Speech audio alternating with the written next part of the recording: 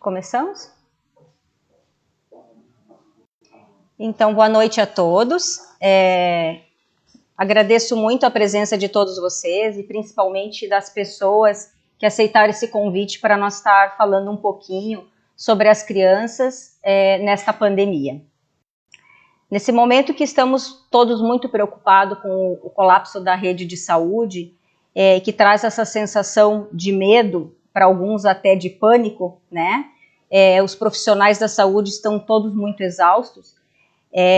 Então a gente quer trazer um pouquinho da experiência de cada um, como cada um pode contribuir para que a gente possa aliviar um pouquinho dessa angústia de como lidar com as crianças, como trabalhar a questão da educação, essa volta às aulas, como que vamos lidar com esse segundo ano de pandemia, né, que a pandemia já fez um aniversário e que não tem prazo para terminar, né? Então, a ideia é que cada um contribui um pouquinho com a sua experiência e trazer colocar alguns pensamentos novos para vocês. A gente não tem resposta pronta de nada, ninguém tem. Estamos todos aprendendo e se reinventando no meio desse caos, né? A gente sabe que quando a gente tem momentos de muita fragilidade, de muita dor, é que a gente aprende a se reinventar, né? E cresce junto.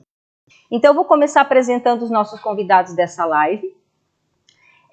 Dr. Rovani Camargo, né, nosso diretor de marketing da Unimed. Doutora Luciana Carreira, nossa pediatra intensivista. Dr. Paulo Fetti, nosso médico do trabalho da Unimed. Doutora Lidiane Quariente Ramos, psiquiatra infantil. A psicóloga Rubeli Silvane Badalotti, especialista em neuropsicologia. E o engenheiro Clóvis Spor, representando o CDL, a parte da economia, que a gente não pode deixar de lado de falar, né? Então, mais uma vez, agradecendo a vocês por estarem aqui, se dispor a participar dessa live. E, então, como vocês já devem ter percebido, esse mês de fevereiro a gente bateu um recorde de atendimento, né? Para vocês terem uma ideia, na pediatria eu tenho acompanhado os dados, todo o ano de 2020 a gente teve 92 casos de crianças com Covid atendidas no pronto atendimento, sem nenhuma intercorrência grave, sem nenhuma complicação. E só nesse ano de 2021, no mês de janeiro a gente teve 17 e no mês de fevereiro a gente já teve 81 casos, sendo 3 internações por complicações pela Covid, né? É claro que tem que se entender que essas 3 crianças que internaram eram crianças com comorbidades, que já têm outras patologias, mas a gente está percebendo também uma gravidade da manifestação da doença nas crianças, tá?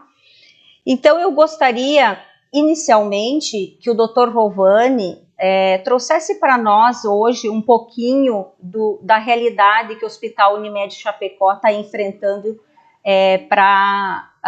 em combate à pandemia.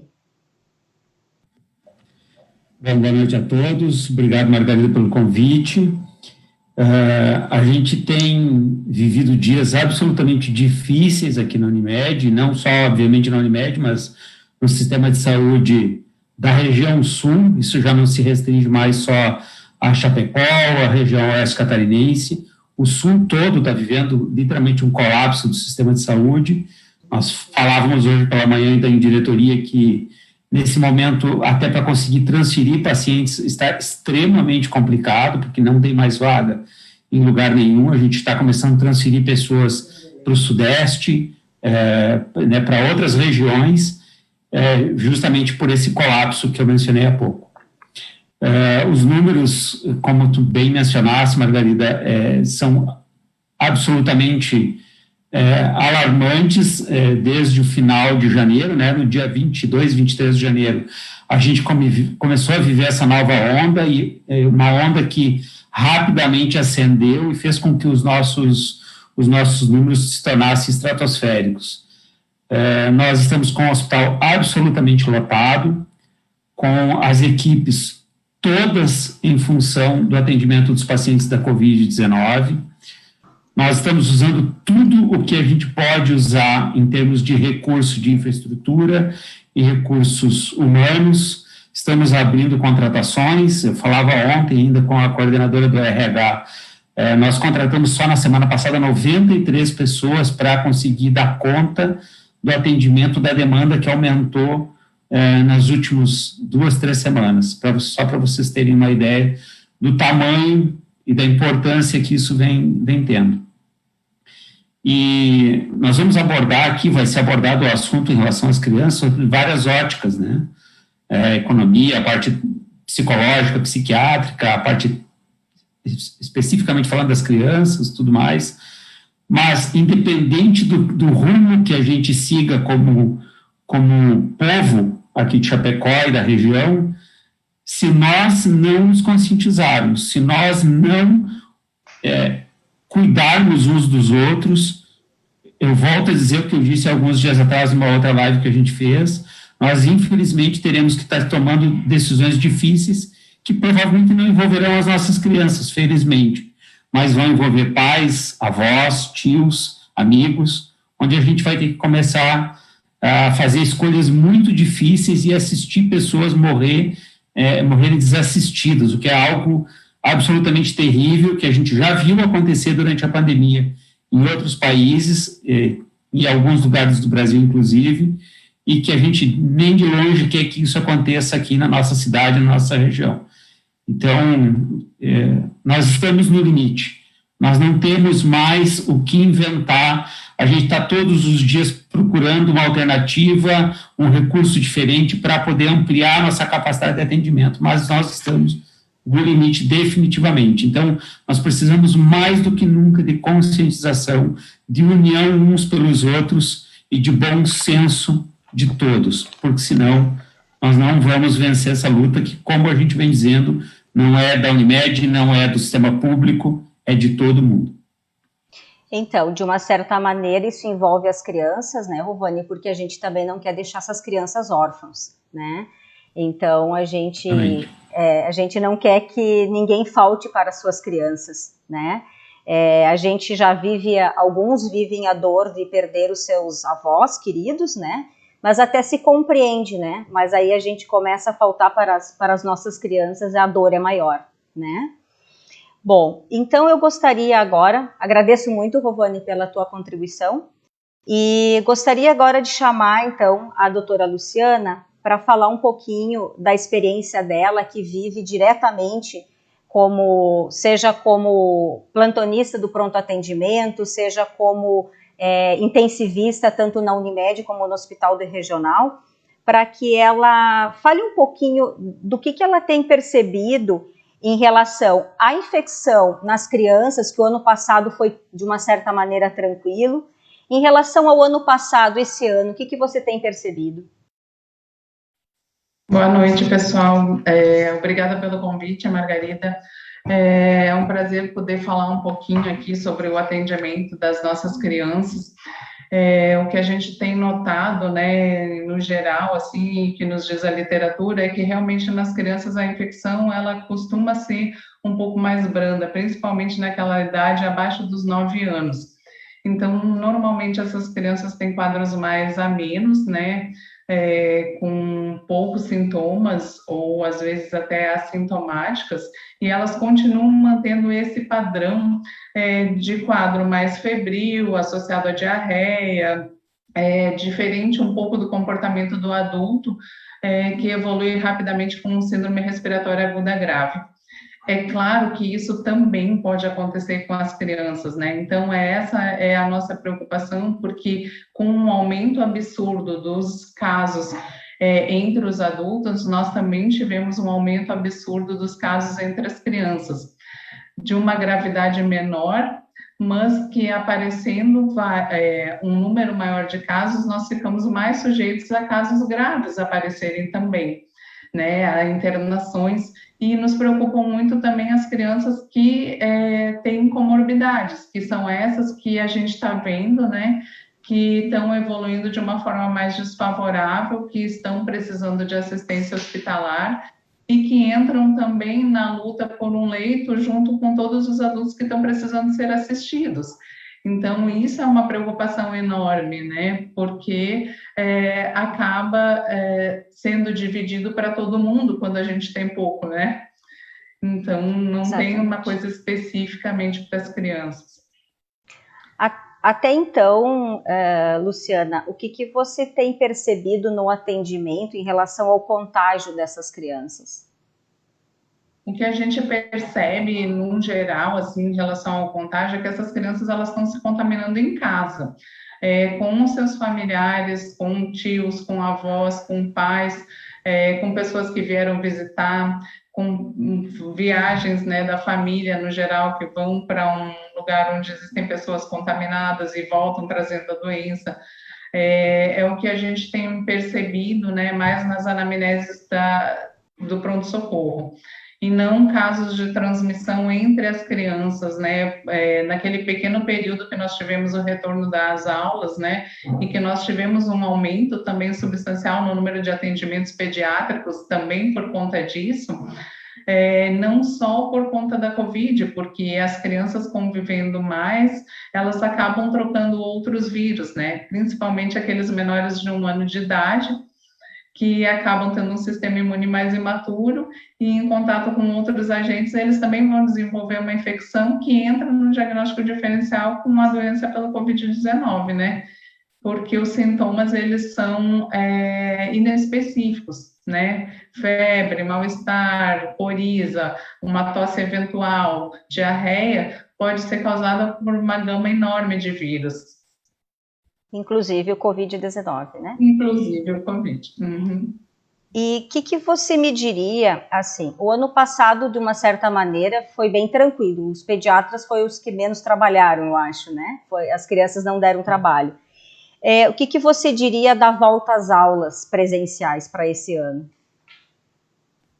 Bom, isso assim, o que demonstrou, né, nessa pequena amostra aí de volta às aulas que nós tivemos, é que as escolas elas estavam bem preparadas no cumprimento dos protocolos, né, de distanciamento social e de cuidados de higiene, ambiente, redução do número de alunos, organização da circulação de pessoas na escola e tudo. Então, eu acho que nesse sentido houve um preparo importante, principalmente nas escolas particulares. Nas escolas públicas a gente ainda está com um déficit, né, absurdo, assim, em termos dessa organização, que é o que a gente tem percebido no sistema. E a preocupação maior nessa situação de manter um distanciamento, manter um protocolo de cuidados nas escolas, o que a gente espera é que teria um menor número de infecções, inclusive por outros vírus, né? Porque as crianças estariam em uso de máscara, usando álcool gel, com protocolos de higiene, distanciamento, diminuiria a disseminação viral de uma maneira geral, que foi o que nós observamos ano passado, né? Também com a diminuição da circulação toda desse público na escola. Mas a outra coisa que preocupa um pouco é porque os sintomas são totalmente inespecíficos, então, eventualmente, principalmente abaixo de 1 ano de idade, a gente vai ter uma demanda maior de atendimento de outros quadros virais que não vão ser causados pelo coronavírus, mas que entrarão no diagnóstico diferencial. E aí a gente pensa na preocupação maior de também, neste momento que a gente já está sobrecarregado, o hospital, a gente aumentar a demanda do atendimento de crianças, porque vamos e viemos, né? As crianças dão mais trabalho na hora do atendimento, né? Então, se é uma enfermeira para pegar uma veia de um adulto, é 3 para pegar de uma criança, né?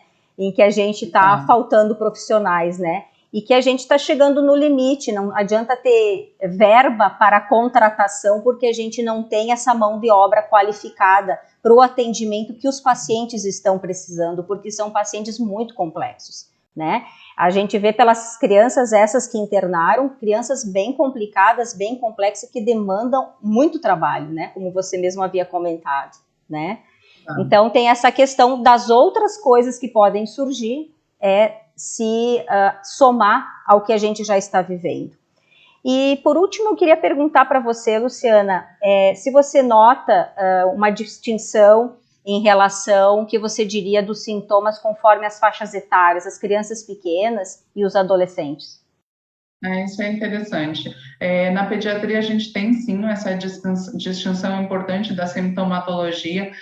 Nas crianças abaixo de 9 anos de idade, os sintomas eles são totalmente inespecíficos, brandos, normalmente benignos, e como eu tinha falado anteriormente, não cursam com uma síndrome respiratória aguda grave no geral.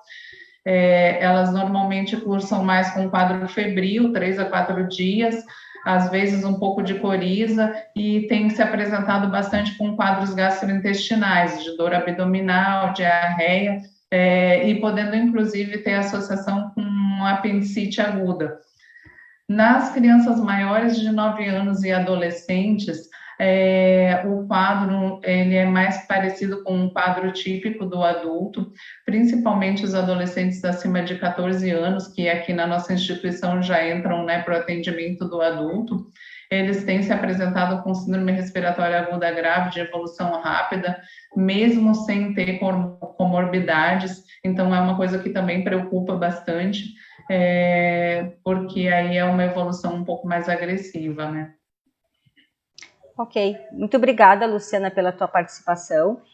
Inclusive, eu queria colocar aqui que esse quadro abdominal que você fala, eu me informei, o Hospital da Criança, nesse momento, tem 6 crianças internadas, 5 confirmadas já com Covid, e todas com quadro abdominais, né? 2 simulando bem um quadro de apendicite aguda, né? Ao contrário do que a gente está aqui no hospital, que temos 3 internados com quadro respiratório, né?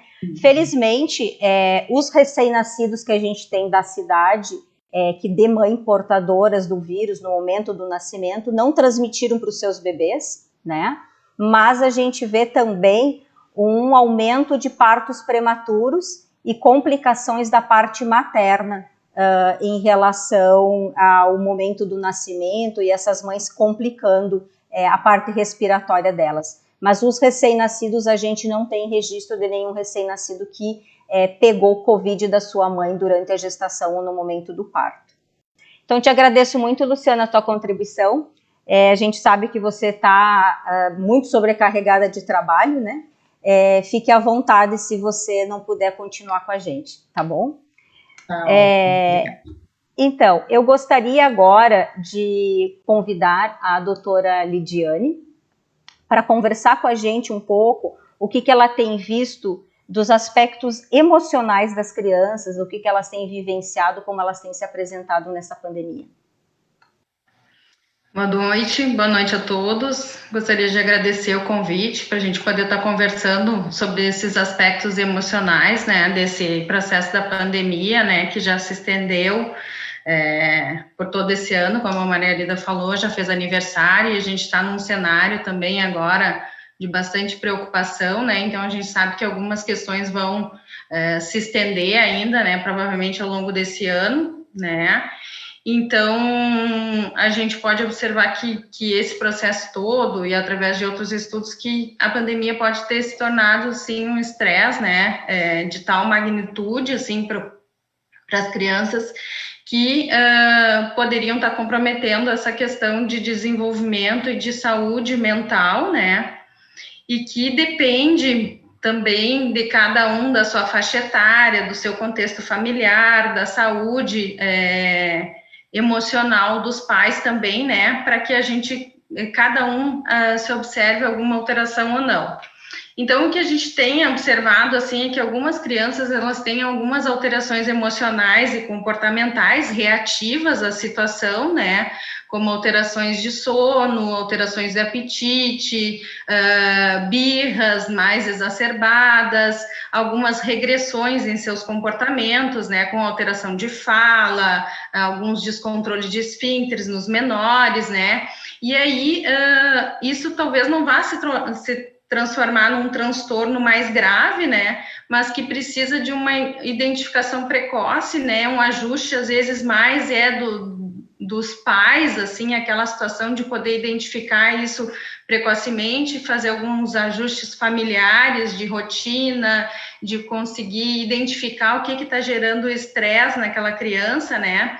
Como esses dias que eu atendi de 4 anos, que estava completamente agitada, mas ela, como a gente chama, é o bode expiatório da família, que acabou, então, sendo identificado que a irmã adolescente estava num quadro depressivo muito grave e que era a cuidadora dela nesse momento de pandemia que os pais estavam saindo para trabalhar, né?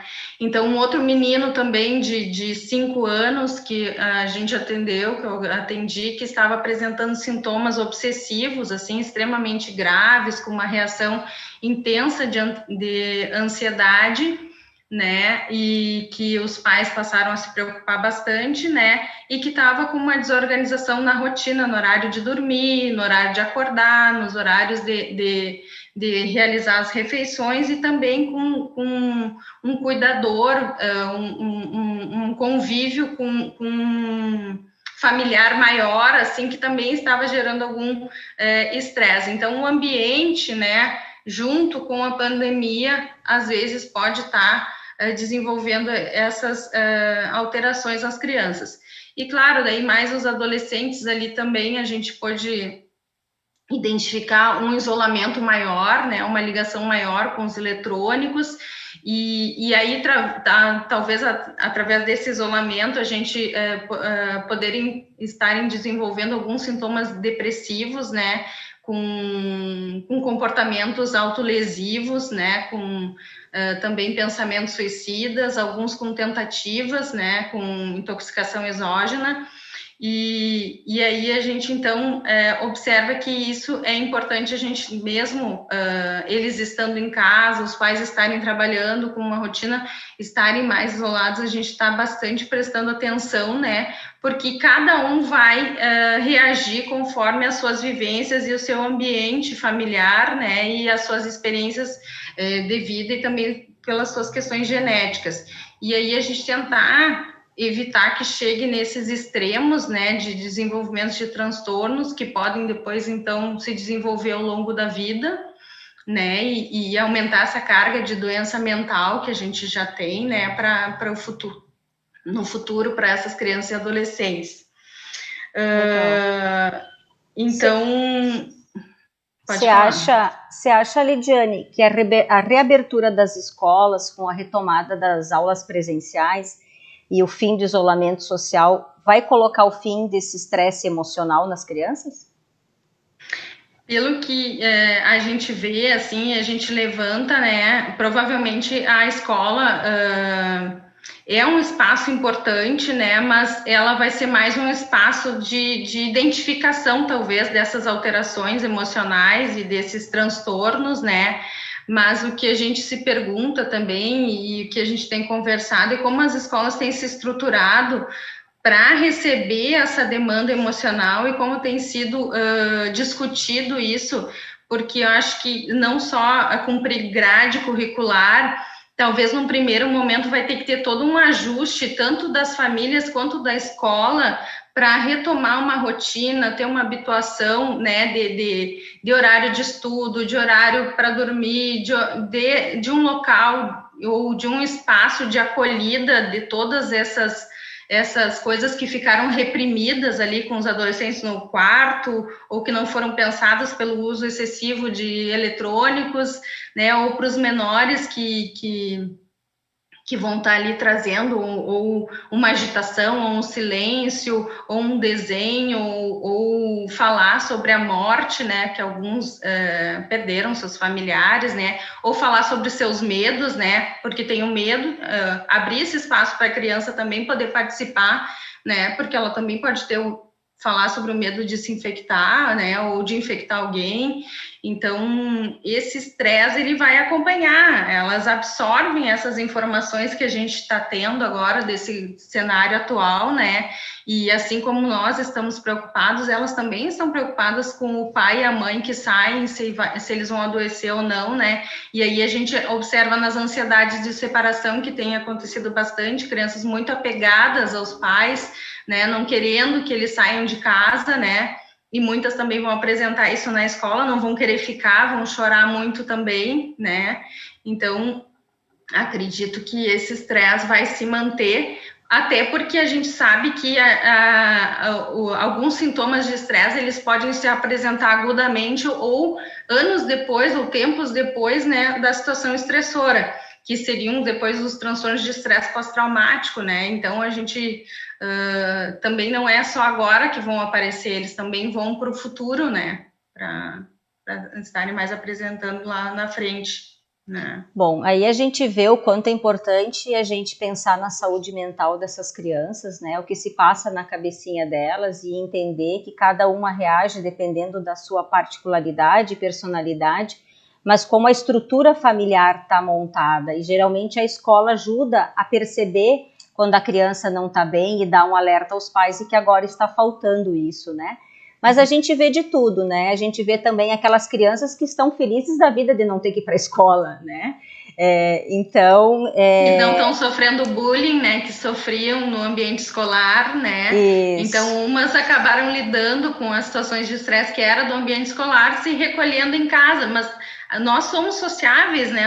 Nós precisamos de contato, de vínculo, de afeto, né? Daquela orientação ou dos amigos, né? Então, a gente não vive dentro de um quarto, a gente precisa dessa vida ali fora, né? Mas agora com responsabilidade, né? Com muita responsabilidade, né? Então... se ver e não poder se abraçar, né? Então, a Lidiane, te agradeço muito. Ela volta num segundo bloco para dar-nos dicas de como lidar com essas situações, tá? Eu convido agora a Rubiele, então, para que ela ponderasse um pouquinho para nós sobre o processo de aprendizagem, como é que ele está sendo desenvolvido nessa questão, dentro dessa pandemia, né, e as lacunas que podem vir a acontecer, nessas rupturas de aprendizado das crianças, né, que pode estar acontecendo aí. Ok, olá, boa noite a todos, muito obrigada pelo convite. Eu confesso que é bem desafiador falar sobre isso, né?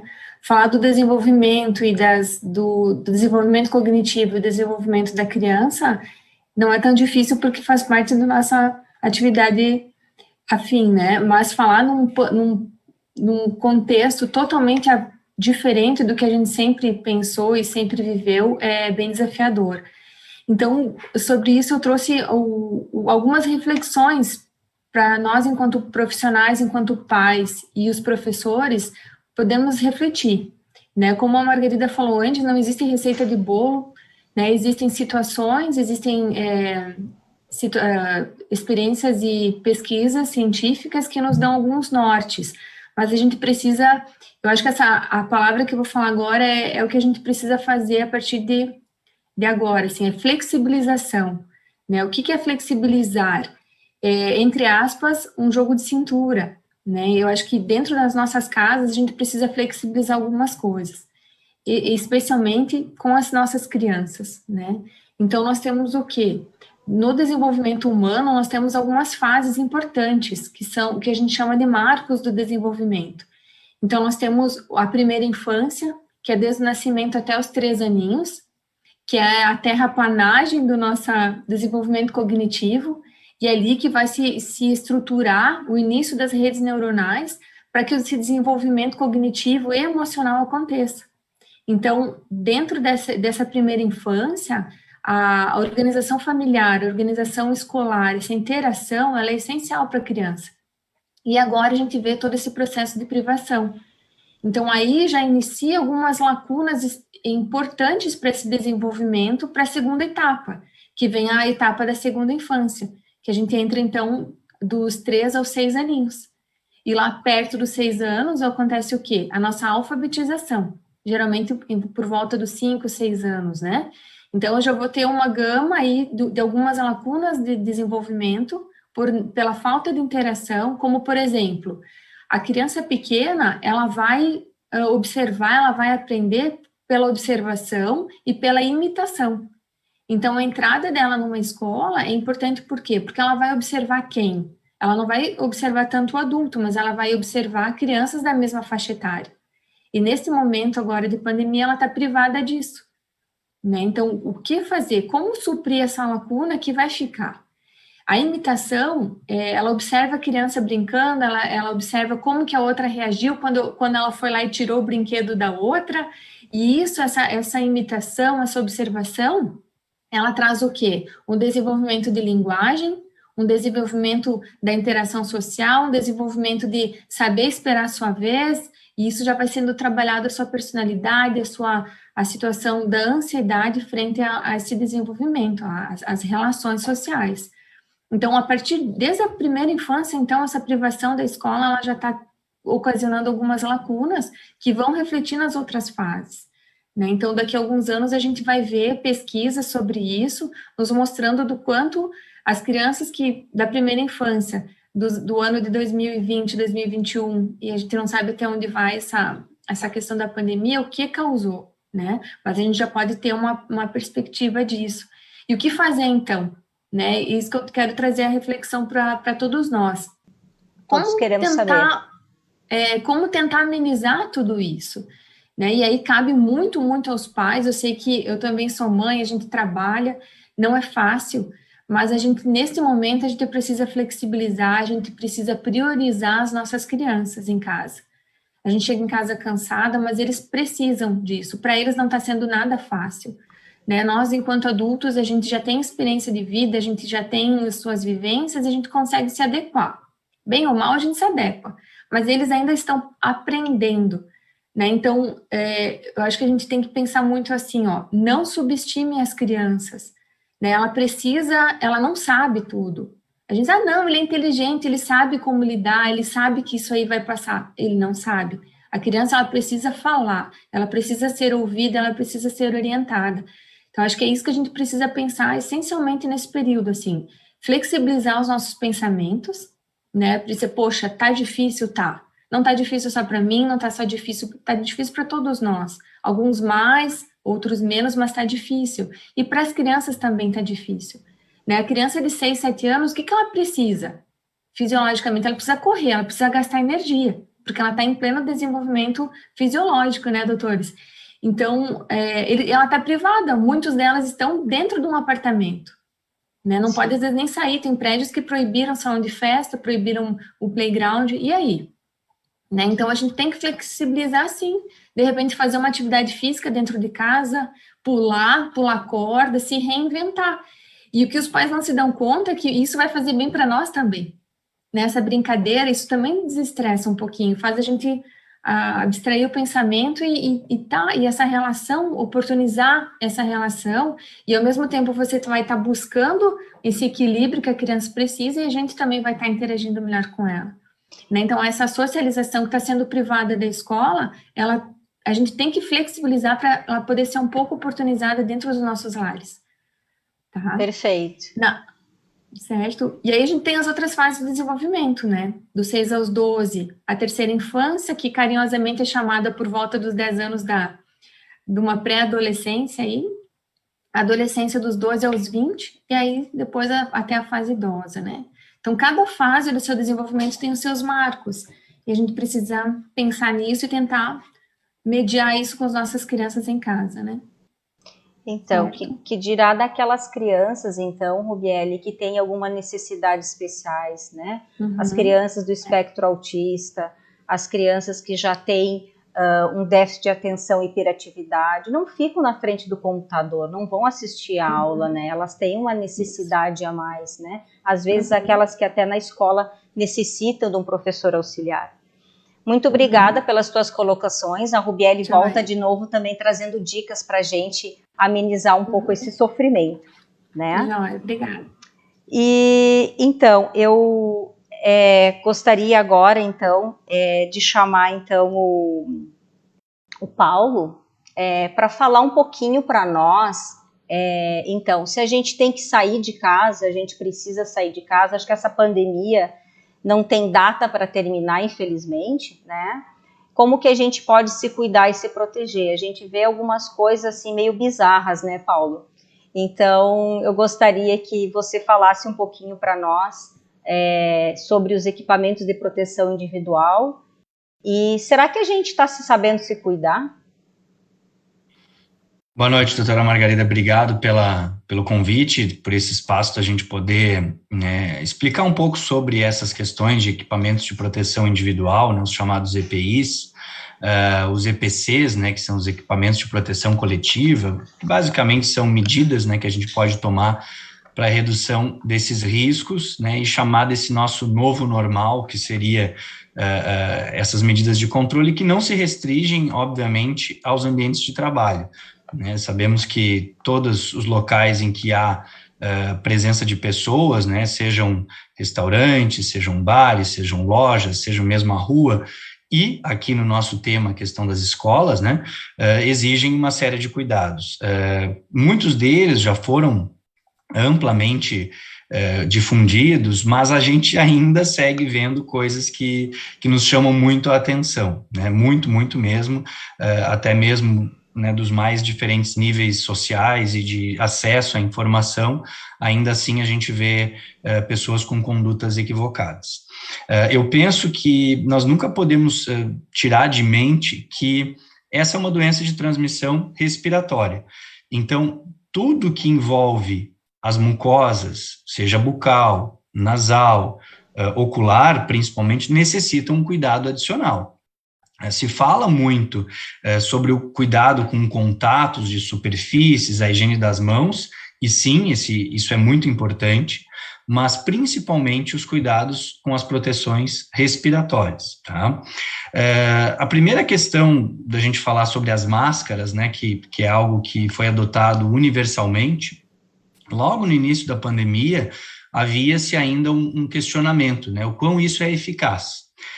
E depois foram aparecendo alguns estudos e algumas estratégias que se mostraram bastante efetivas quando se usadas corretamente. Ou seja, não adianta nós termos um mecanismo capaz de diminuir a proliferação de gotículas e de aerossóis se nós não as utilizarmos corretamente.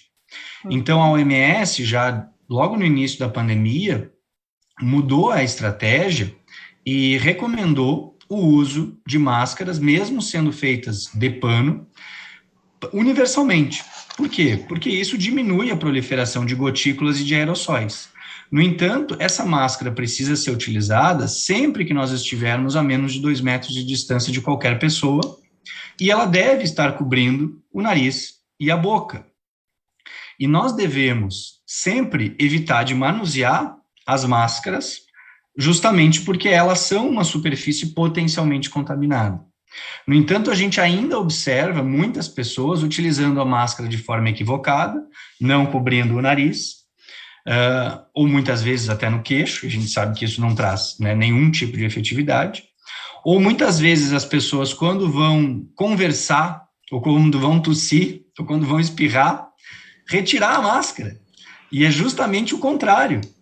Quando nós estamos conversando, quando nós estamos falando, e aí vem agora a questão dos próprios professores, né, dos alunos, quando eles estiverem falando, eles precisam aí sim utilizar a máscara, certo? É muito mais importante nós utilizarmos a máscara enquanto nós estamos falando do que quando nós estamos em silêncio. Bom, em relação do tipo de máscara que se deve usar, os nossos recomendações de Ministério da Saúde, mesmo americanos, falam que por estarmos numa área não especificamente de atendimento à saúde, a máscara tripla, mesmo de tecido, ela é suficiente. As máscaras cirúrgicas, elas possuem um elemento filtrante, e aí por isso que elas são consideradas EPIs, né? Muitas vezes elas têm certificados de aprovação, passam por testes, enfim. Essas máscaras, elas são reservadas para profissionais da saúde que estão no atendimento a pacientes ou locais onde há, presumivelmente, a presença de doentes. A gente sabe que podem haver pessoas, principalmente as crianças, né, com quadros oligossintomáticos, poucos sintomas ou quase nenhum sintoma, e isso pode passar desapercebido, e não quer dizer que elas não estejam transmitindo, mas a gente não, assim, presume que a escola seja um ambiente de doentes, né, e sim um ambiente de pessoas saudáveis. Então, precisamos ter alguns cuidados, sim, mas precisamos também entender a diferença do ambiente escolar para o ambiente hospitalar. Então, esses equipamentos de proteção individual que são dedicados a profissionais da saúde precisam ser continuadamente usados por profissionais de saúde, certo? Também pensando no desabastecimento desses possíveis EPIs se forem utilizados de forma indiscriminada, o que não quer dizer que nós não possamos ter algum grau de proteção e uma proteção efetiva com o uso dessas máscaras de tecido tripla camada. Além disso, o próprio manual do Ministério da Saúde, ele coloca que os professores e os demais profissionais da educação usem o chamado proteção facial, né, ou face shield, também dito por alguns.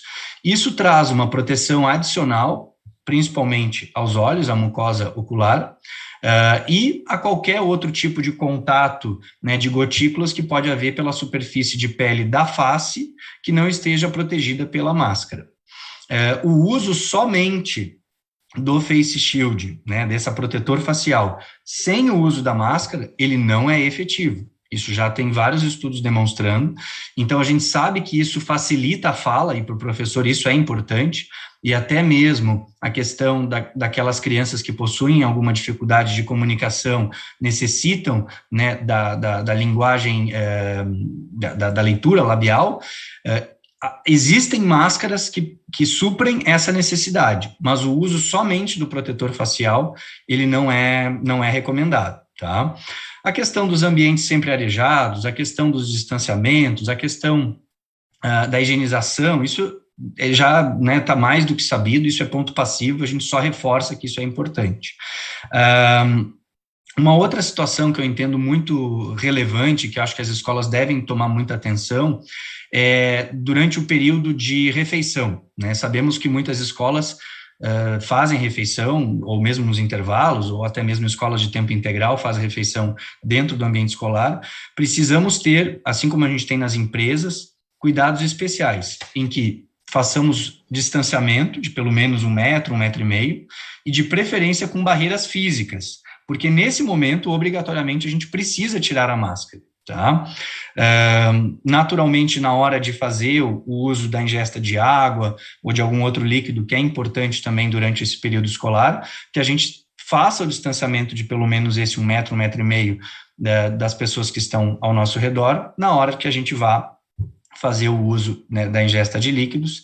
E uma outra coisa importante é sempre que a gente for manusear a máscara, ou seja, eu retirei, na hora que eu for colocar de volta, higieniza primeiro as mãos, depois coloca a máscara. E na hora de retirar, também, faça a higiene das mãos e depois retire a máscara. Eu até tenho uma aqui comigo, que eu trouxe, para a gente demonstrar que o manuseio da máscara deve ser sempre pelas alças, e jamais tocar nessa região da frente, porque justamente aqui é que ela pode estar potencialmente contaminada, certo?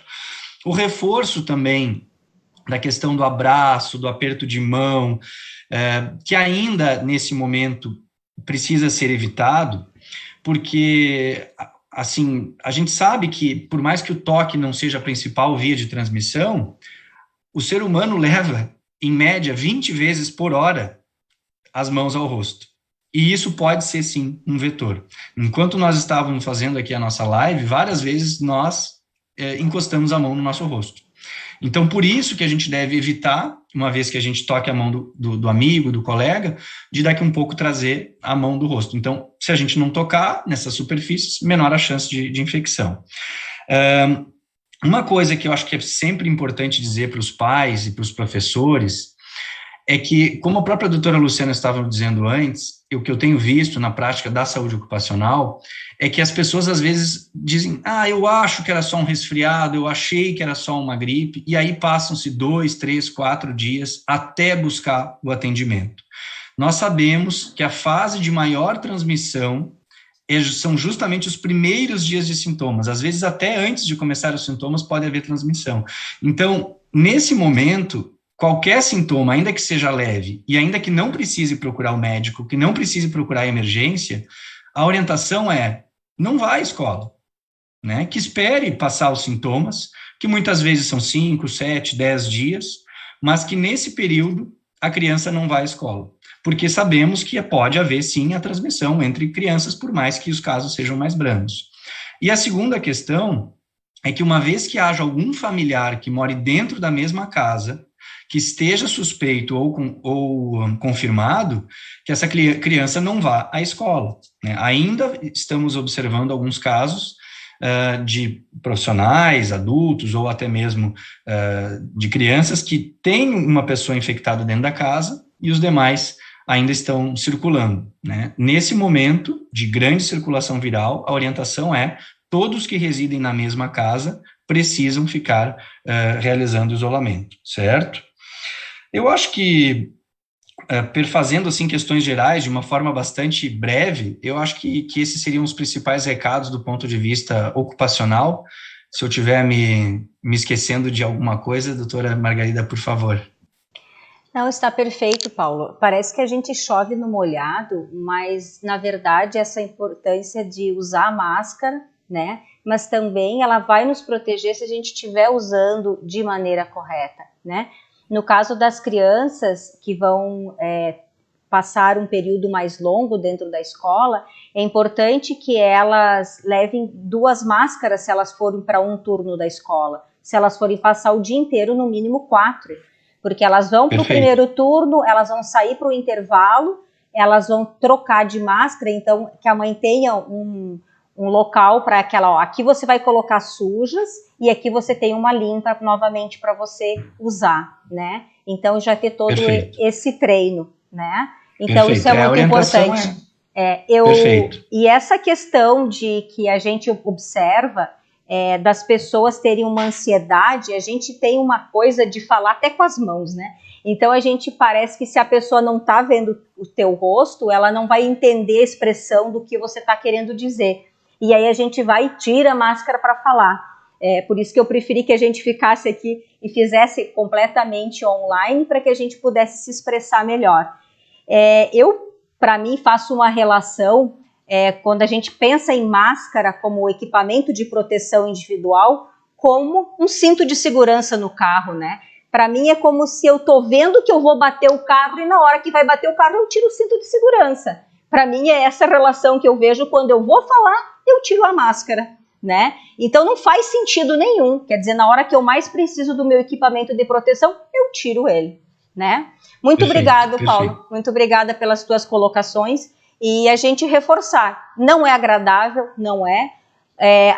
O pessoal que atende diretamente o paciente que está contaminado, a gente sabe aquelas máscaras, o Rovani que faz plantão na UTI Covid, a Luciana que atende, eu eventualmente atendo, aquelas máscaras que tem que ficar colada, que machuca, a gente sai toda torta, né? Eu digo, a gente sai com o rosto deformado, às vezes vai no outro dia que vai voltar ao normal, né? Porque a gente sabe o quanto é necessário. E ali, quando a gente sabe que é necessário, a gente fica, né? A gente é guerreiro para se cuidar.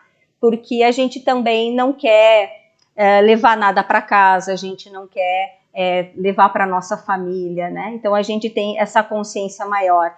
Para quem trabalha dentro do hospital, isso é mais fácil, né? Então, a gente não quer apavorar, a gente não quer tocar o terror, mas a gente quer que todo mundo crie consciência, porque a pandemia, como eu falei, não tem data para terminar. Existia uma esperança, uma expectativa no final de ano de que a gente ia ter um 2021 mais tranquilo, né? Como se dependesse da numerologia. E parece que o negócio não saiu assim, né? Virou o ano e aí o vírus, eu digo, tomou vitamina, né? E nós não se preparamos para um vírus vitaminado. A gente estava achando que ia sair numa boa, né? Que nós ia sair, tá todo mundo descolado, né? Então vamos para a praia, vamos fazer festa, né? E que nada acontece, né? Então a gente está pagando o preço, eu diria, né? Dessa falta de responsabilidade, de uma certa maneira. Muito obrigado, Paulo, pelas tuas colocações. Então, eu gostaria de convidar, então, nesse momento, para o Clóvis falar um pouquinho para nós sobre o impacto da economia. Porque o que tem a ver o Clóvis aqui? A gente está falando de saúde, né? De saúde, de educação, de saúde mental, de equipamento de proteção. mas e o medo de faltar o sustento dentro de casa, medo de faltar o básico, né? Quando eu penso que eu posso ficar doente e não levar mais o sustento para dentro de casa, deixar os meus filhos órfãos, né? Então, o quanto mudou, o quanto impactou na economia, o quanto vai mudar a maneira de nós viver daqui para frente, o que você tem percebido em relação ao comportamento das pessoas e o comércio e a economia? Olá, boa noite a todos, então, muito obrigado pelo convite. Eu também me fiz essa pergunta quando fui convidado, o que eu estou fazendo aqui? Mas sim, tem a saúde física, tem a saúde mental e tem a saúde financeira. E não dá para desconectar essas situações em momento algum. E para nós foi muito difícil, nesse ano todo, tomar alguns tipos de decisões e posicionamentos, porque nós temos essa gangorra que tem que ser equilibrada. E você sabe muito bem também que essa saúde, às vezes, financeira não estando bem estável, ela leva para outros problemas, né, emocionais e para dentro de casa, que não é só o saldo negativo no final do mês. É uma conjuntura muito maior do que isso. Então, para a gente que é liderança no que diz respeito a essas questões, a gente foi muito cobrado, muito questionado e com decisões difíceis para serem tomadas. Então, vou fazer um panorama muito rápido desse ano que passou, do que a gente fez, e não me pautar exatamente no momento de hoje, que a cada momento a gente também teve que se reinventar, se reavaliar e mudar os caminhos que a gente inicialmente achava que estava trilhando com segurança. Então, a CDL sempre se preocupou muito com o lojista e com a população em geral, porque o comércio ele é uma fonte de trânsito, de movimentação e de pessoas, e logo de início a gente trabalhou muito intensamente nos pré-requisitos básicos, né, e até hoje os mais divulgados, que foi álcool gel, máscara e distanciamento. E a gente incentivou tanto a ponto de distribuir isso nos nosso mercado de um modo geral. Teve muito boa aceitação e eu acho que assim, por que a gente sempre defendeu o comércio trabalhando? Porque nós entendemos que o comércio pode ser um excelente agente de informação e vetor dessa conscientização. Hoje a gente entra nas lojas, estão todas elas com barreiras físicas, isso como certamente o nosso subconsciente vai nos estimulando a isso. E também é muitas vezes mais fácil você monitorar quem você enxerga todo dia do que pessoas você fechando 15, 20 dias ou não sei quanto tempo, e quando retornaram você não sabe para onde é que elas andaram, o que elas fizeram e como elas estão voltando. Então, ficar em casa seria o ideal, mas não é necessariamente o comportamento. A gente entende que o segmento comércio, ele não é culpado por nada, são os comportamentos que são os responsáveis. E aí eu vou pegar um gancho aí com relação às escolas, que a gente também defende o retorno agora, então, gradual, seguro, porque vocês imaginam que talvez o colégio seja o local em que você tem mais controle sobre tudo. Você sabe quem chega, você sabe quando sai, você sabe onde é que vai sentar, você sabe qual é que são as atitudes. Então, tem uma condição de monitoramento muito, muito, muito facilitado. Obviamente, se as escolas e o poder público fizer a parte dele e dar essas condições. E aí a gente não tem como monitorar tudo isso. Então, esse setor educacional que está com estímulos a retomar, eu acho que pode ser um grande agente da transformação, e também vou justificar por quê. Em Chapecó, nós estamos falando de 60 mil alunos, considerando todas as possíveis rede municipal, rede estadual, rede superior de ensino. Eu diria que com 60 mil alunos você atinge quase que 100% das residências. O que quer dizer que, se nós for fazer um trabalho, como é que disse alguém já antes, mudar um pouquinho esse nosso currículo e trabalhar as primeiras semanas com educação, com informação, nós vamos conseguir chegar em todos os lares com tudo isso. E muitas vezes a criança muda os pais definitivamente. Já aconteceu isso com bebida, já aconteceu isso com cinto de segurança, nós podemos fazer isso com a própria Covid. Então, eu não quero me estender muito, Mas a nossa defesa, realmente, é de sempre trabalhar com sentimento, com as limitações, com percentuais de atendimento, com distanciamento, porque nós nunca questionamos o que é mais importante, se é a saúde ou se é o capital. Isso estava fora de qualquer discussão. Nós sempre buscamos tentar equilibrar e compartilhar as duas necessidades. Então, às vezes a gente é criticado, né? Porque esse pessoal só quer trabalhar, só pensa... Não, para vocês terem uma ideia do comércio, a maioria deles tem até 5 funcionários. Desses 5, 3 são da própria família. Quer dizer que eles estão se expondo ao risco por necessidade, mas eles têm tanta consciência que eles também cuidam muito. Então, concluindo a minha fala nesse sentido, eu acho que tirando bom proveito, tanto da questão do comércio, do lojista, quanto da educação, nós podemos transformar através desse contexto todo, tudo isso que vocês falaram, desde o IPI que o Dr. Paulo falou, como usar, quando usar, de que forma, até toda essa parte mais psicológica e física, porque nós temos, sim, condições de trabalhar isso muito bem. E nós também sabemos o momento de recuar. Nessas últimas 2 semanas, foi indiscutível o que foi tomado as decisões. Então, nós temos essa consciência absoluta. Como sabemos da gravidade, que hoje temos que cuidar muito, que não tem lugar nem para ninguém. Então, sim, é difícil, a gente é muito cobrado, mas a nossa consciência ela é bastante grande com relação a isso. Aprendemos muito nesse ano e sei que temos que aprender muito ainda, mas junto vai ser mais fácil, tá bem? Muito obrigado. Obrigada, Clóvis. Ainda mais no momento agora que você pode ter o dinheiro que você tiver e precisar de um leito de UTI, não tem.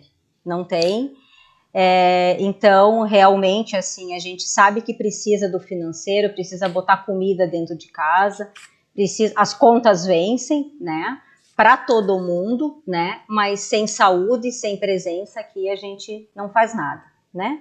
Agradeço toda a participação de todos vocês. Eu gostaria de perguntar se o Dr. Rovani gostaria de fazer mais alguma colocação.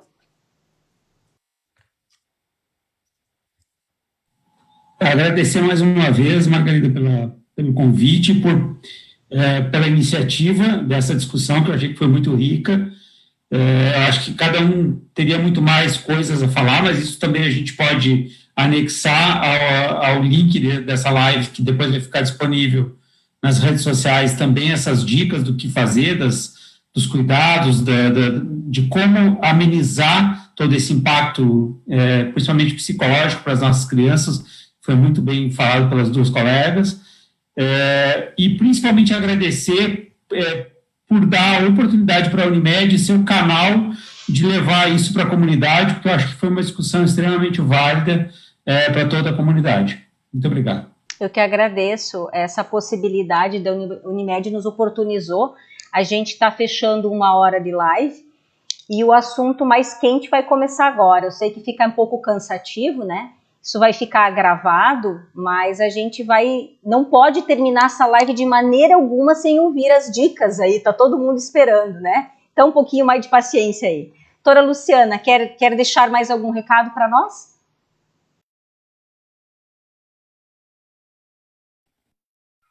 Eu queria agradecer o convite mais uma vez e ainda reforçar os cuidados para as famílias e para as crianças, porque nós estamos ainda num período de transmissão alta e que, mesmo que retornem às atividades, a gente vai ter que ter muito cuidado e muita responsabilidade, como foi colocado por todos vocês aí durante a live.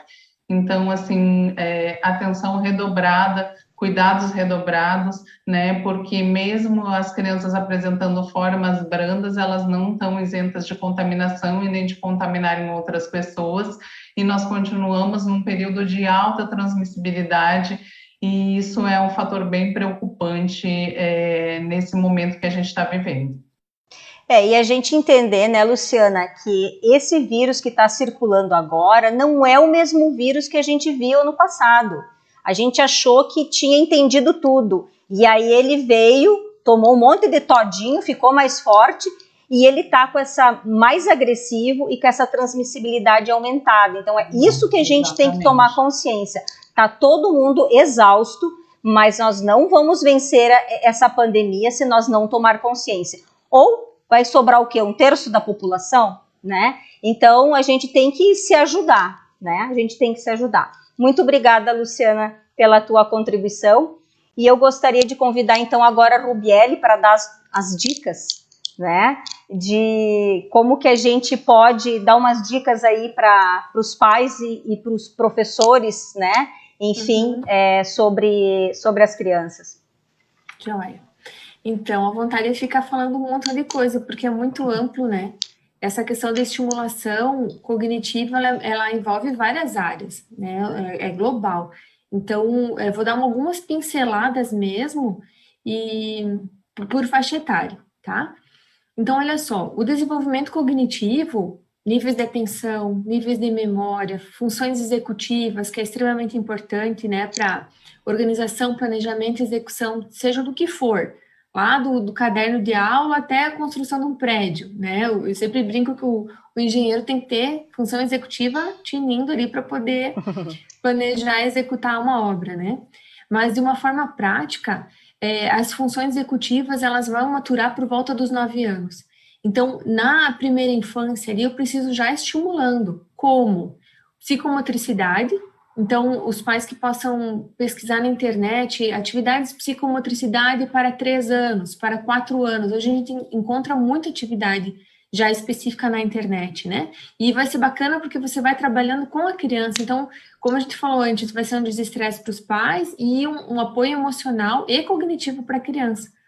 Antes a gente não falou, mas o desenvolvimento cognitivo, ele anda paralelo ao desenvolvimento emocional, né? Então, quando a criança está bem emocionalmente, esse cognitivo, níveis de atenção, memória, linguagem, raciocínio, ele também funciona melhor, né? Ele está mais apto em função do aspecto emocional. Então, para a criança pequena, ali na primeira infância, até os 6 aninhos, segunda infância, atividade de psicomotricidade, crianças pequenas, atividades sensoriais, extremamente importante, que são atividades que são feitas na pré-escola.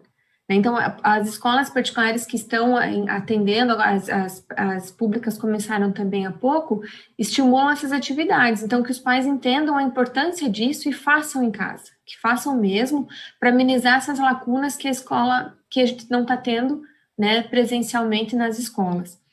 As crianças da faixa etária dos 6 aninhos, 7 aninhos, elas estão muito ainda no mundo da fantasia.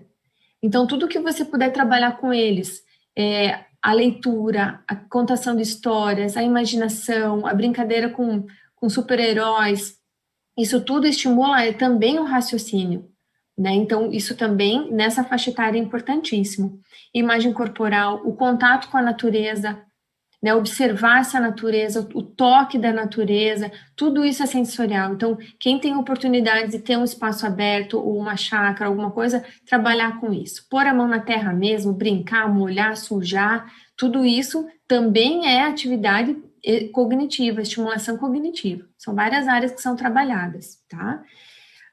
Para os adolescentes, né, eu não posso me alongar muito, mas para os adolescentes, assim, e todos eles, né, a gente vê muito, a partir dos 9 anos, a necessidade muito importante das trocas sociais. Então, onde que as crianças estão buscando agora? Na rede social, nos jogos online, né?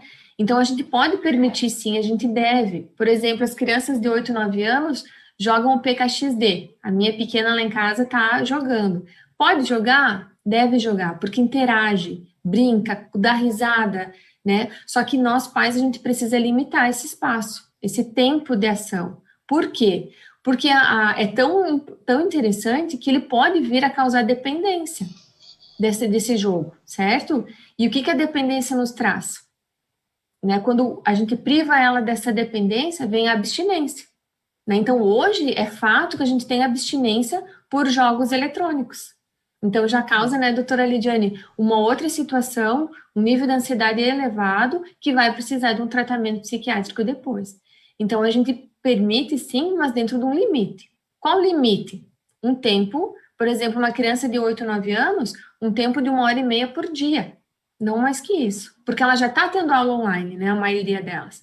Então, limita, estabelece 3 ou 4 vezes por semana, não todo dia. Isso é saudável por essa interação social que ela precisa ter, mas com um limite, certo? A criança, ela precisa de um limite, né, para estruturar essa personalidade também. Os adolescentes, então, rotina de sono, extremamente importante, a higiene do sono, e é no sono que as funções cognitivas, elas vão se estabilizar, elas vão se modular, consolidar, a memória, ela se consolida no sono, né? Então, às vezes, os adolescentes, principalmente, estão lá altas horas da madrugada, lá jogando, e tem que acordar cedo para estudar, né? Então, a higiene do sono, ela é essencial para esse aprendizado acontecer de forma sadia, tá? Um tempo, no mínimo de 7 horas, 8 horas para um adolescente de uns 15, 16 anos. Isso é essencial também. E, assim, uma dica bem engraçada que a gente estava conversando ontem, mas é as crianças, os adolescentes principalmente, se organizarem para assistir essas aulas. Tirar o pijama, né? Colocar uma roupa, pentear o cabelo, se organizar sua mesa de estudo. Isso, na mente, vai se organizar para que foque melhor essa atenção na aula. Né? Então, tira lá, faz de conta que vai para a escola mesmo, escova seus dentes, penteia o cabelo, tira o pijama, passa um perfuminho, os adolescentes, né? Mesmo que ninguém vai cheirar por enquanto, mas ele está se sentindo, ele está se organizando para estar atento à aula, né? Esse espaço organizado também, e limitar um pouco as questões de distrabilidade, né? Televisão ou outras coisas que possa distraí-lo durante essas aulas online. E eu acho que é importante também os pais buscarem a espiritualidade nesse momento, né? Cada um na sua crença, acho que se resgatar um pouco isso também em casa, acho que também traz benefícios cognitivos, tanto para a criança quanto para uma estabilidade melhor emocional para os pais também, tá? Com eu certeza. Vou me alongar muito em função da hora, né? Perfeito, Rubiele. Sabe que tem trabalhos já de alguns anos, esse trabalho saiu mostrando que os adolescentes que tiveram, e adultos que tiveram depressão grave, eles se saíram muito mais e tiveram muito mais, eles viram muito menos taxa de suicídio, onde eles tinham uma família mais estruturada espiritualmente, independente da religião. E essa espiritualidade, ela tem que acontecer na infância, né? Na infância, ela tem que ter essas raízes de que existe uma força maior do que quando a gente não tem força para lutar interna da gente, a gente acreditar numa força maior para a gente se restabelecer as nossas energias, né? E é uma formação de hábito, né? Espiritualidade também. Exatamente. Eu sempre oriento os pais, né, as crianças que têm medo de dormir, né, têm dificuldade a fazer uma oração antes de dormir, né, e também a questão dos jogos que você fala, aqueles jogos interativos de tabuleiros que eles podem fazer junto com os pais e aproveitar quem perde, não ter nada dessa coisa de deixar sempre a criança ganhar, não, deixar perder. E aí já paga com uma atividade física. Vai lá, tem que fazer 5 polichinelo, tem que fazer 5 flexão, tem que correr pela casa inteira e volta aqui, para já se exercitar, já que está dentro de casa, né? Então são dicas útil e agradável. E todo mundo se diverte, né? Mesmo quem pagou quem perdeu o jogo acaba se divertindo, né? Muito obrigada, Rubiele. Obrigada também. Lidiane, nos ajuda aí a acalmar a ansiedade dessa criançada e principalmente dos pais, porque a gente percebe que a criança é como uma esponjinha, né?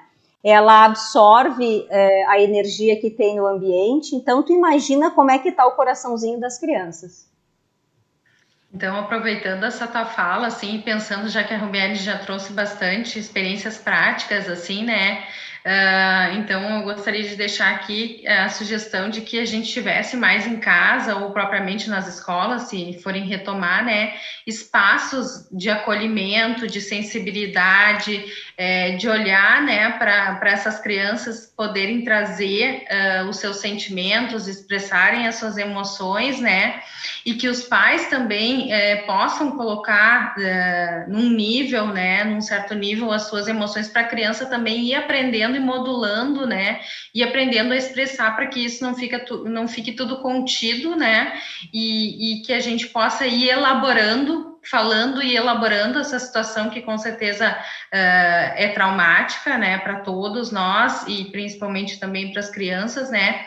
Então, da minha parte, assim, seria isso, assim, e acredito também que para a gente poder organizar as crianças lá com o uso dos equipamentos e com as coisas, acho que a gente vai ter que arrumar em casa algumas coisas também, antes do retorno escolar, né, com a criação retomar algumas rotinas, né, que foram perdidas, como eu digo, entrou na situação do caos, não tem horário para almoçar, não tem horário para ir dormir, não tem horário para levantar, não tira o pijama, né, então eu acho que isso tudo, antes talvez de voltar para uma sala de aula em casa, a gente vai ter que começar a organizar, até para essas crianças poderem iniciarem, né, com condições atencionais, condições de organização para poder ter um nível de entendimento, né, de como usar os materiais e poder também absorver alguma coisa educativa, né, e também dar uma aliviada nessa parte emocional, assim, para poder também ter espaço para o aprendizado, né, porque se a gente está tão carregado emocionalmente, a cabeça está tão cheia dessas preocupações, dessas outras coisas, que falta ali, né, aquele espacinho para entrar, né, o aprendizado. Então, vamos conversar muito, falar muito sobre os medos, sobre o que está sentindo, se expressar bastante em casa, criar horários para isso, né? Para a gente poder conversar tanto com as crianças pequenas quanto com os adolescentes também, para eles participarem dessas decisões, né? Para terem autonomia, controle, que isso também faz parte da saúde mental e da manutenção dela. Tá? Obrigada aí. Eu acho que a rotina, né, Lidiane Rubielli, eu acho que ter uma rotina para a criança, para todo mundo, né? Para todo mundo, mas para a criança ela é essencial. E aí a gente fala um pouquinho da questão de quando você tem aulas uma semana ou um dia presencial, outro dia online, mas que você tem a mesma rotina, né? Então que isso pode ser complicado. Então mesmo quando hoje eu não vou para aula de presença física, eu vou levantar, eu vou me escovar, eu vou me pentear, vou me arrumar para que eu mantenha essa rotina, né? Então isso é muito importante, acho que ajuda bastante. Acho que uma coisa que ajuda bastante, é o que me faz, é o que me mobilizou estar aqui, é se sentir útil, quer dizer, o que eu posso contribuir hoje, né? Como que eu posso ajudar, né? Então, assim, ó, eu posso ajudar arrumando a minha cama, eu sei tirar o meu prato da mesa, eu termino de comer e eu vou lá e levo o prato na pia para ser lavado e não simplesmente saio correndo, né? A mãe vai cozinhar, o pai vai cozinhar, então já chama a criança para ajudar, já vai ensinando nas tarefas do dia a dia. Isso não é trabalho escravo infantil, gente, pelo amor de Deus, né? Isso é ensinar a autonomia da criança, né? Isso a gente sabe que função executiva que a Rubielli falava. A gente sabe de escolas europeias, principalmente as alemãs, elas têm isso dentro do currículo escolar de ensinar como a criança toma conta de uma casa, até inclusive de botar roupa para lavar, né? Então, isso, colocar a criança a participar junto com a mãe, ela vai se sentir útil, eu estou fazendo alguma coisa dentro da família, e não ficar só esperando que façam tudo por mim. Quando eu não posso receber algo, que é eu sair para ver os meus amigos, ou ir para uma balada, eu vou me frustrar completamente, porque eu não me sinto útil, eu não posso fazer o que eu quero, né? E aí vem um vazio existencial muito grande, né? Então, gente, enfim, dá vontade de continuar falando, né? O assunto a gente vai fazendo links e de coisas, e essa vontade que a gente quer de ajudar, de dar dicas, a gente vai lembrando de mais coisas, né? Mas a gente pode voltar a conversar de novo, a crescer. O que me mobilizou a fazer essa live foi uma angústia que eu percebi muito grande por parte tanto dos pais quanto dos professores, de como lidar um pouquinho com as crianças, a gente vendo o sofrimento das crianças, Eu, como trabalho muito com a parte gastrointestinal das crianças, muitos sintomas, muita somatização desses sintomas emocionais, desses sentimentos que não consigo botar para fora, pegando no físico, né? Isso é muito, muito triste, né? A gente vê desde pequenininho lá, eles já sofrendo com isso, né? E a gente quer ajudar. Então, se a gente se unir, cada um ajudar um pouquinho, a gente vai se reinventando, né? A gente vai se mudando. A gente nunca mais vai ser o mesmo. Não tem como ser o mesmo. A sensação que eu tenho é como se a gente estivesse num sofrimento coletivo tão grande como se foi vivido na Primeira, na Segunda Guerra Mundial. A gente tem que se reinventar, a gente tem que ser diferente, a gente tem que ser melhor, né? Se nós ficar em casa chorando e reclamando, nós não vamos sair disso, né? A gente vai entrar no medo, no sofrimento e a vibração negativa, né? Tem muita gente que diz assim, o bichinho, o coronavírus gosta da vibração negativa, então a gente tem que vibrar no positivo e a espiritualidade nos ajuda muito a unir forças, né? E eu não sei se mais alguém quer comentar alguma coisa. Paulo, quer acrescentar alguma coisa? Não, só realmente agradecer. Eu tinha duas pequenas coisas que eu tinha me esquecido, a questão de luvas, né? Dentro dos ambientes escolares não há indicação, exceto para higienização ou para quem lida com alimentos. O que realmente a gente precisa é higienização das mãos. A gente tem muitas vezes esse questionamento. Crianças muito pequenas, para a OMS menos de 5, para o Ministério da Saúde menos de 2, né? Principalmente menos de 2, que não tem indicação de uso de máscara. Os profissionais que vão trabalhar com eles precisam ter uma proteção, digamos, adicional, né? Então, ali sim pode ser necessário uma máscara com elemento filtrante, como, por exemplo, as máscaras cirúrgicas. E uma estratégia interessante que a gente vê muito na medicina do trabalho é a necessidade de treinamento constante, né? Vocês estavam falando agora de rotina, e a rotina dentro dos treinamentos, e aí falamos de escola e educação, de sempre orientar, não punir, mas orientar. Se precisar falar uma vez, falar 2, falar 10, falar 20, a gente sabe que a prática leva à perfeição, então talvez botar pessoas para ficar orientando o tempo inteiro, ou os próprios professores, ou mesmo entre colegas, né, adolescentes ou crianças um pouco mais velhas, né, que já têm uma compreensão melhor dos assuntos, assim, a responsabilidade é de todos e de cada um. Então, não nos omitirmos nesse momento e criar sempre hábitos saudáveis que, de fato, vão fazer diferença lá na frente. Obrigado mais uma vez. Perfeito, Paulo. A gente não cansa de bater nessa tecla, por isso que eu te chamei aqui, porque a gente sabe da importância que para a gente combater é o uso da máscara, o álcool gel. E eu confesso que distanciamento social com criança, eu acho que não vai ser nada fácil. E eu imagino a grande tarefa dos professores de trabalhar, porque eles vão querer abraçar, enfim, vai ser muito difícil. E também sair disso tudo, dizer agora pode, também vai ser outra fase que não vai ser fácil, né? A gente não espera ansiosamente por esse dia, mas a gente sabe que para as crianças, como essa coisa está se prolongando muito, também vai ser coisas ali que a gente vai ter que trabalhar naqueles que emocionalmente ficaram na zona do medo, né? Eu vejo crianças com toque, me corta o coração, né? Mas enfim, a gente vê.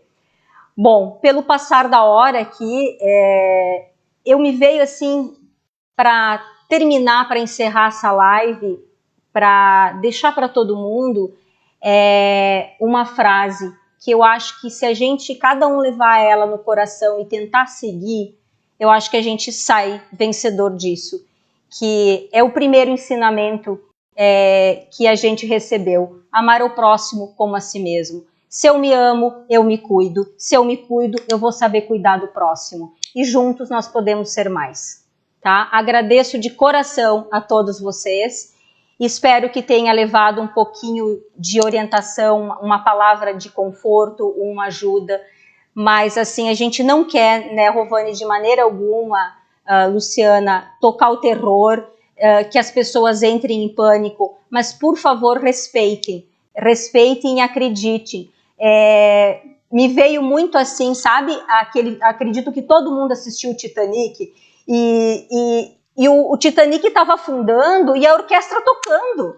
Que nós não sejamos aquelas pessoas lá da orquestra vendo o Titanic afundar e não fazendo nada. Que nós podemos se unir e fazer uma história diferente. Gratidão a todos. Fiquem bem.